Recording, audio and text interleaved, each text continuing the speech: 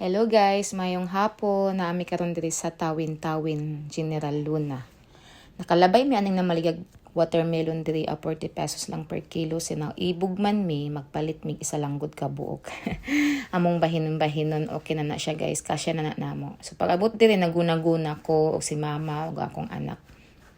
Among gitabangan kay para dali mahuman kay si mama mo uli pamanggod na siya didto sa kanang kanuyan. There are pud sa paunahan.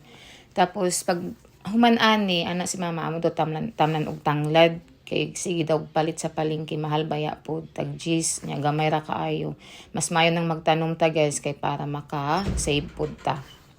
So amo na siya tamnan diag tanglad unya sa pikas pud amo pud na siya tamnan og kanang kamote para naapoy gulay unya uban gulay okra or talong or unsa may gani matanom diha. So mao na guys tan-awa. Okay na siya, hinay-hinay, nahuman ra gid na mog limpyo akong anak ug si mama.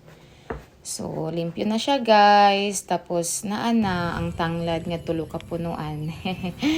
Sunod na nami anihon bitaw guys. Sa pikas ani magtanong pud mig kamote kana diha nga area pero puhon-puhon. Salamat.